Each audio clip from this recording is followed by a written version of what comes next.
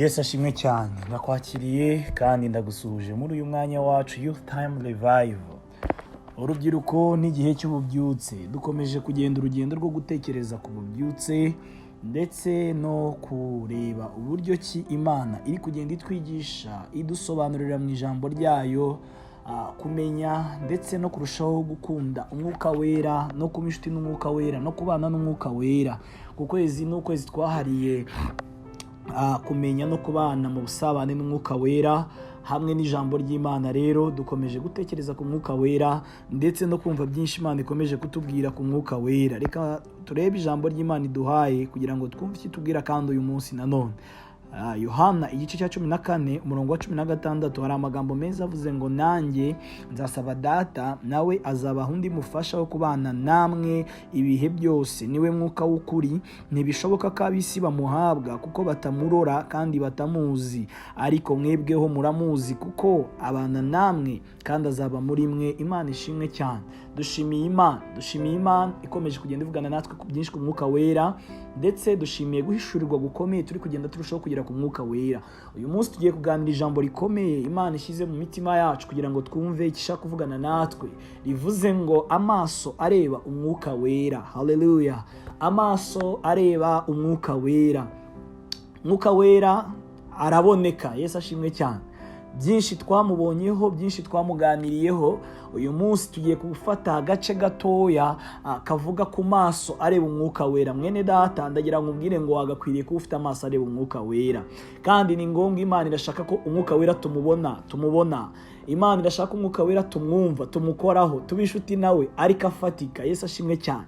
Ibi biratangaje cyane, ariko ijambo ry'Imana riravuze ngo ntibishoboka ko ab'isi bamurora kuko batamuzi, ariko mwebweho muramurora. Yesu ashimwe cyane, ngo kuko aba muri mwebwe. Imana ishimwe.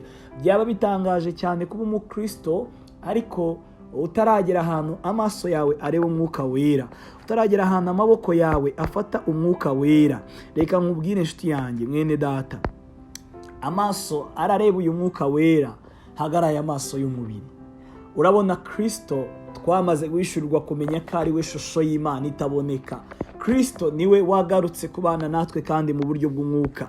Numanuka ku murongo wa 18 muri iki gice cya 14 uzahasanga ijambo rivuga ngo, sinzabasiga nk'imfubyi ahubwo nzazaho muri. Uyu ni Kristo ari kubwira abigishwa be, arababwira ngo nzagaruka. Niwe rero wagarutse kubana natwe mu buryo bw'umwuka.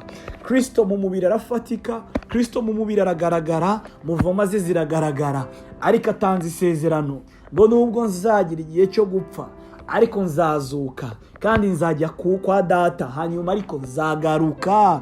Niyo mpamvu Imana uyu munsi yongeye kuvugana natwe ijambo rikomeye.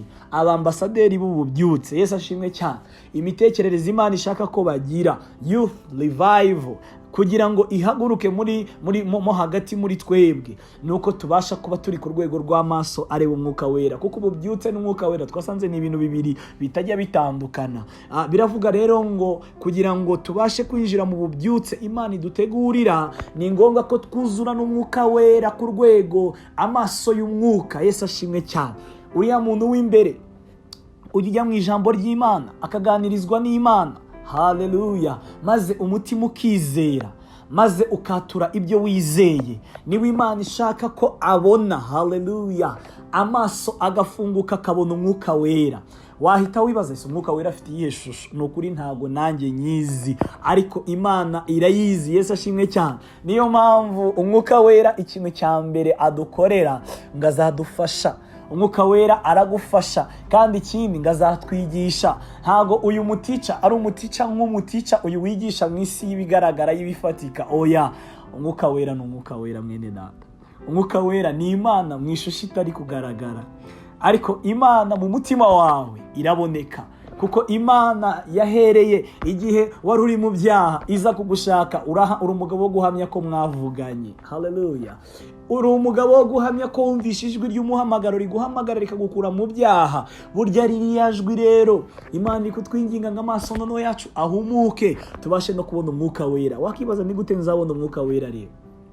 Umwuka wera, hari amaso y'umwuka Imana yaduhaye, amaso dufungura aho kubona ibibi gusa, ahubwo ugatangira kubona ibyiza by'Imana. Yesu ashimwe cyane. Imana irashaka abambasaderi b'ububyutse bagiye kwinjira mu gihe cy'ububyutse. Ni abambasaderi bagiye gufata ibibi isi iri kugenda irema, maze kubera ko amaso yabo hari ibyiza ari kureba. Haleluya. Atari aya maso y'umubiri, bo bakatura ubuzima, bo bakatura amahoro mu cyimbo cy'umubabaro, bo bakatura intsinzi mu cyimbo cyo kuneshwa, bo bakatura umucyo mu cyimbo cy'umwijima. Kubera ko amaso y'abana b'Imana ni amaso areba ibitandukanye n'iby'isi yerekana. Mwene data, ndashaka kukubwira ngo Imana yacu iri kugaragara mu mirimo, Imana yacu iri kugaragara yihishura mu buryo butangaje ariko bw'imirimo. Imana rero iri kutwinginga ngo iki? Amaso y'abera b'Imana ni amaso yakagombye kubona Imana.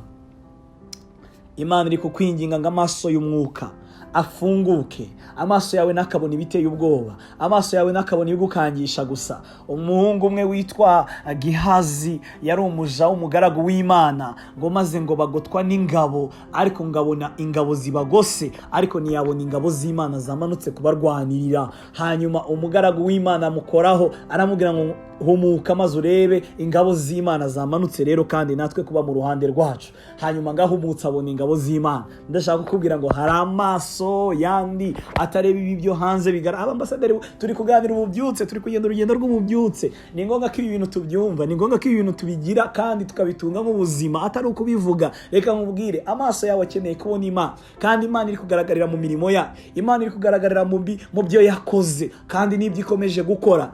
Mwene data, ntago umutima wawe Imana ishaka kuguma kureba ibintu byo mu isi hano hanze gusa. Imana irashaka ko umutima wawe ufunguka ukareba n'ibintu iri kwerekana mu isi y'umwuka. Amaso areba umwuka wera, umwuka wera aragaragara, umwuka wera ni Kristo, umwuka wera ni Imana. Nyemerera amaso yawe y'umutima atangire kubona Imana, atangire kumva Imana. Usengere muri iki cyifuzo cyo kubwira Imana, Mana nyemerera amaso yanjye akurebe, Mana nyemerera amatwi yanjye akumve. Habwa umugisha abambasade ububyutse kugira tububemo tubwicaremo. Ni ngombwa ko aya maso yacu abareba Imana. Ntabwo bishoboka, ntabwo byemera ko ububyutse bwakoreka abantu bagifite amaso atareba Imana. Ntabwo byemera. Ni usenga ubwira Imana, Mana mfungura amaso, kuko mu gihe cy'ububyutse abana b'Imana bagomba kuba bafite amaso areba kandi abona Imana. Habwa umugisha. Ni Youth Time Revival. Ibintu tugiye kubiganira kugeza igihe amaso yacu azahumuka mu izina rya Yesu. Imana ikumere umugisha. Kristo Yesu mugumane, mugendane, agufubike, agukomeze. Imana ikwishimire. Imana iguhe umugisha mu izina rya Yesu Kristo umwami wacu. Amen.